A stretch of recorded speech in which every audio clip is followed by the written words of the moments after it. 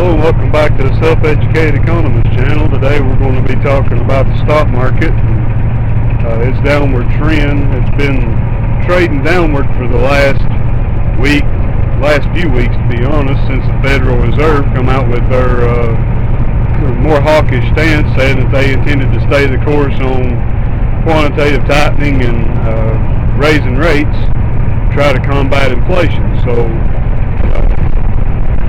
I checked this morning, the stock market's down substantially over the last week, but I'd say there's still more in store. The Dow Jones, the S&P 500, the NASDAQ, they're all down, and of course nothing goes down in a straight line, so you got a little bit of volatility in the market, but other than that, pretty well looks like they got up out of bed last week and decided to stumble around and fall, and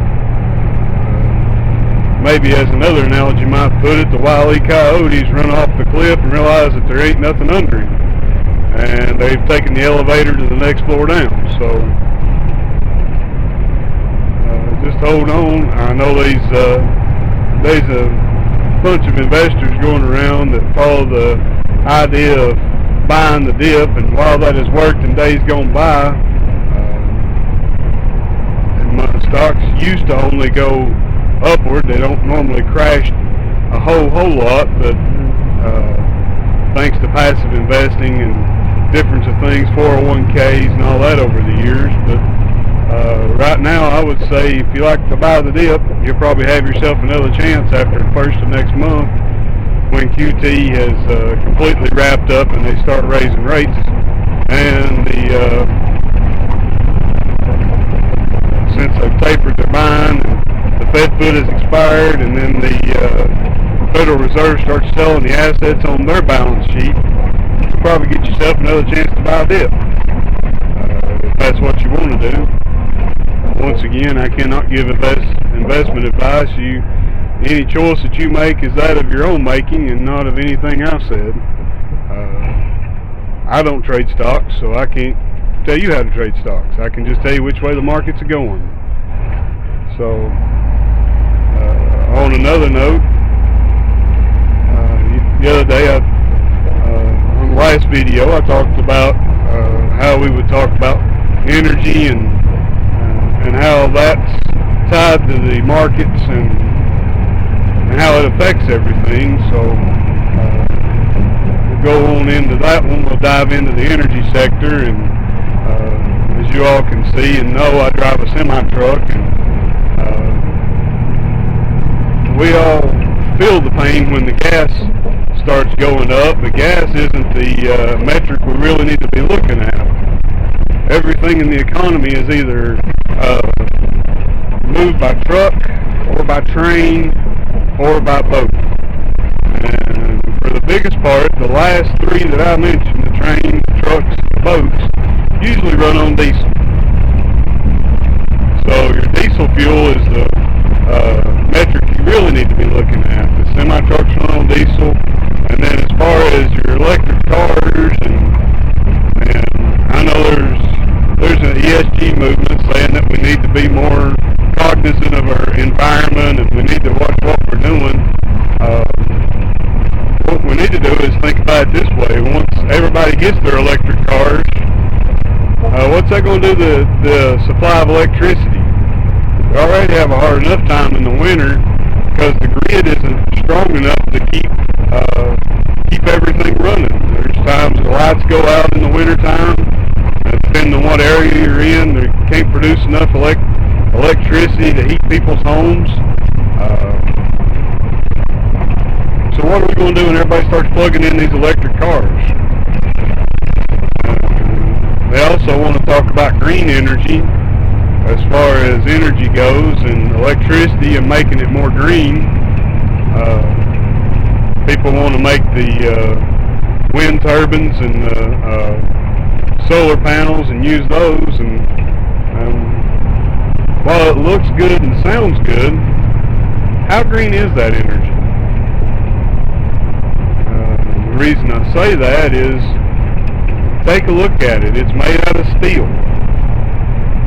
So the steel or the iron ore has to be mined with vehicles and equipment that burns on diesel to get the raw material out of the ground. Then we have to take it over to the factory, more than likely in China, where they're going to manufacture it. Now keep in mind, China usually uses natural gas and coal to produce their electricity. So there we go, burning more fossil fuels, as they like to call them. More petroleum and crude oil in order to make the fuel to make these parts. Then we have to put them on a boat and ship them over to the U.S. where that it gets unloaded off of the boat. Then it goes on to a train or a truck and goes as far as it can with that mode of transportation, where it's finished off by a truck. And then the site where they put the thing up has to be leveled up and prepared for these huge turbines to sit on. They have to put concrete in the ground. They have to level it up with a bulldozer and get the construction site ready. All that equipment runs on diesel. So just really, how green is this green energy? It produces roughly about half the amount of electricity as if we just used our nuclear and our natural gas fired power plants. Here in the U.S. we don't use coal very much, thanks to Donald Trump and the market under the Trump administration. Natural gas got cheap enough that we moved away from coal-fired plants and moved more toward nuclear and natural gas. So that being said, we've got, they're wanting to move to a energy source that is roughly about half as productive as the energy source we've got. So, and then they want to put more things on the grid that they're only producing half as much electricity with. So, and I'm talking about plugging in your electric cars. Once you start plugging in more stuff, it's going to require more electricity being input and into the grid in order to be able to maintain it. So either way you go, this economy runs on energy. If you want to watch, step back and look at the economy. The higher the fuel prices go, the higher the crude oil goes, the slower the economy runs. And that's because it costs more to heat homes, it costs more to create electricity, it costs more to move goods from one place to the other. If it costs the companies more to move stuff from one place to another, those goods are then in turn going to cost you more. So instead of putting their money in the ESG movement and worrying about the environment,